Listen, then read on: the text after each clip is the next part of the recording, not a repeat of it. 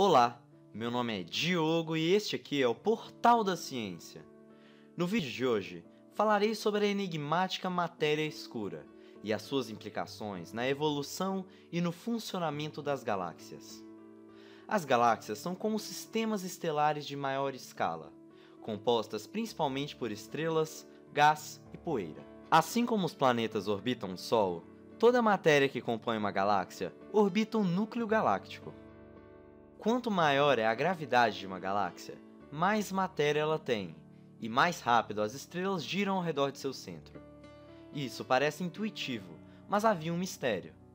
O vídeo da esquerda mostra como os cientistas previam que as galáxias se comportariam.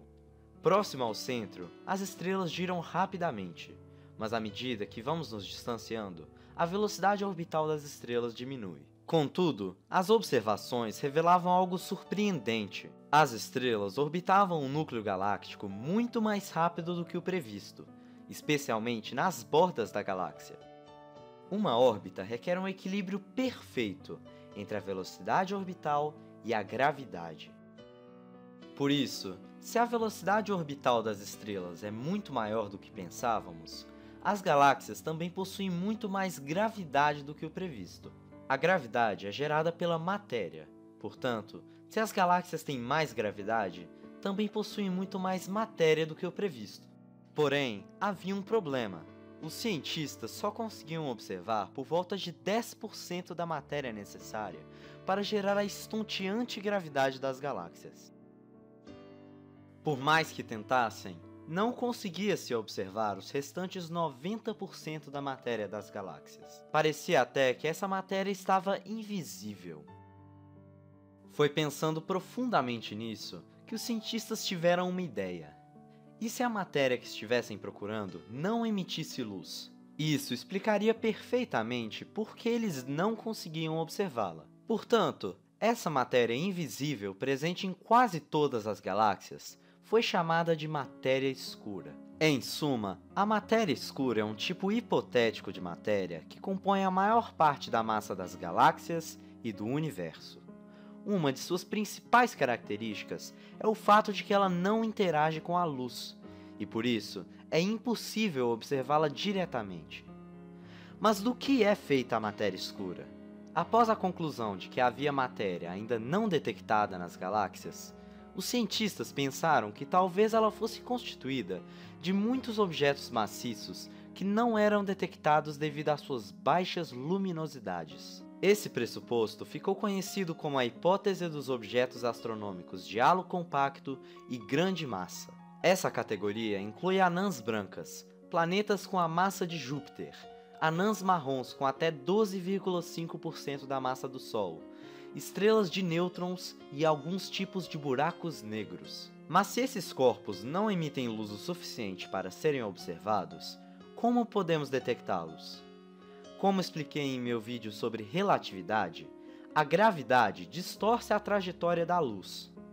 Portanto, se a luz de uma galáxia ou de uma estrela distante está distorcida, há um corpo maciço entre o telescópio e a estrela. Através disso, pode-se detectar um corpo que não emite luz, assim como os objetos maciços de halo compacto. Todavia, mesmo utilizando essa técnica, os astrônomos não detectaram o suficiente desses objetos nas galáxias. Portanto, embora esses objetos certamente constituam uma parte da matéria escura, é muito improvável que elas sejam o único componente. O problema é que nenhuma outra partícula cuja existência é comprovada se encaixa nas descrições da matéria escura. Sendo assim, pouco nos resta. Para compreender a matéria escura, teremos de cruzar as fronteiras do que sabemos e adentrar um mundo ainda desconhecido. A hipótese mais aceita pela comunidade científica atualmente é que a matéria escura é constituída principalmente das chamadas partículas maciças de interação fraca, ou WIMPs. Essas partículas possuem muita massa, são extremamente abundantes no universo e interagem muito fracamente com os átomos, apenas através da força gravitacional e da força nuclear fraca. Muitas das partículas que conhecemos, como prótons e nêutrons, são constituídas de 3 quarks ou 3 antiquarks. Por terem essa constituição, são consideradas matéria bariônica. Ao contrário disso, as partículas de matéria escura, se existirem, são constituídas de algo completamente diferente, e por isso serão consideradas matéria não bariônica. Os principais exemplos das partículas maciças de interação fraca são os fótinos, os neutralinos e os neutrinos inertes. Em suma, essas partículas são extremamente maciças e, por isso, se movem lentamente pelo espaço. Possuem carga neutra e, logo, não interagem com a força eletromagnética. Isso significa que elas não interagem com o espectro eletromagnético, ou seja, a luz. São partículas estáveis e, portanto, não se desintegram. A matéria escura também é muito abundante. Na verdade, ela é tão abundante que, se existirem, bilhões de partículas de matéria escura estão passando por você nesse exato momento. Em um ano, dezenas de quadrilhões de partículas terão passado pelo seu corpo. Incrivelmente, alguns estudos estimam que, em um ano, apenas 10 delas interagem com os átomos do seu corpo. Percebe-se que a matéria escura interage muito fracamente com os átomos. Entretanto, essa conclusão também levanta muitos questionamentos. Se há bilhões e bilhões de partículas de matéria escura passando por nós a cada segundo, de onde elas vieram? Como elas foram criadas?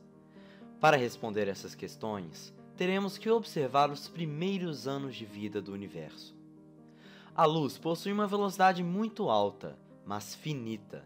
Por isso, leva-se tempo para que ela percorra grandes distâncias. Assim, quando apontamos nossos telescópios para galáxias a bilhões de anos-luz de distância, vemos a luz que foi emitida por elas há bilhões de anos atrás, e literalmente, as vemos como eram no passado. Por causa disso, basta apontar os nossos telescópios para os locais mais distantes de nós, e podemos observar como era o universo no passado, a partir de 300 mil anos após o Big Bang. Antes desse período, o cosmos era tão denso que a luz não conseguia viajar pelo espaço por mais que alguns centímetros, sem colidir com outra partícula. Por isso, os registros do universo logo após o Big Bang estão para sempre perdidas em um passado inalcançável.